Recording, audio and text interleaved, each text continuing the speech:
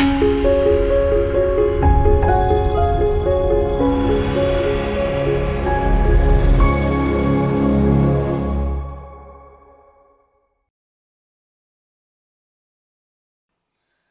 మాత్రం. నేను మీ journalist Navata. Welcome to our voice.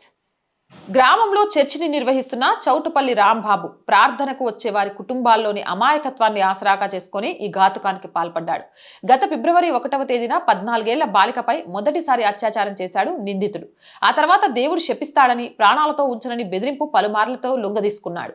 బాలిక గర్భం దాల్చకుండా నిందితుడు ఆమెకు బలవంతంగా అధిక మోతాదులో గర్భనిరోధక మాత్రలు వాడటంతో ఆమె ఆరోగ్యం తీవ్రంగా క్షీణించింది. బాలిక అనారోగ్యం పాలవడంతో తల్లిదండ్రులు ఆసుపత్రికి తీసుకెళ్లగా ఈ దారుణ విషయం బయటపడింది. బాధితురాలి తల్లి ఫిర్యాదుతో తడికలపూడి పోలీసులు నిందితుడు పాస్టర్ రాంబాబుపై పోక్సో చట్టం కింద కేసు నమోదు చేసి అతడిని అరెస్ట్ చేశారు.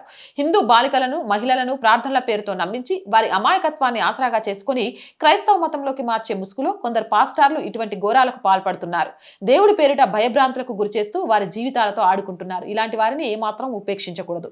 జై హింద్, జై భారత్. అండ్ రోజు చెప్తుందేనండి, R group of channels, R voice, R political, R Sanskriti, 3 మన ఛానల్సే. So please subscribe our channels. Content బాగుంది అనిపిస్తే లైక్ చేయండి, షేర్ చేయండి. మీ అభిప్రాయం ఏదైనా నిస్సంకోచంగా కామెంట్ సెక్షన్లో పెట్టండి. ఆర్థికంగా ఆర్ వాయిస్కి చేయుతగా నిలవండి. మీరు చేసే చిన్న సహాయమే ఈ ఛానల్ ముందుకెళ్ళడానికి ఉపయోగపడుతుంది. ఆర్థికంగా సపోర్ట్ చేయాలి అంటే సబ్స్క్రిప్షన్ పక్కనే జాయిన్ అనే బటన్ ఉంది. 1 to 5 లెవెల్స్ ఉన్నాయి. ఏదో ఒక లెవెల్లో సపోర్ట్ చేయండి.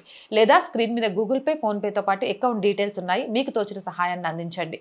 వ్యాపార ప్రకటనల కోసం 8328500576 నెంబర్ని సంప్రదించండి. జై హింద్, జై భారత్.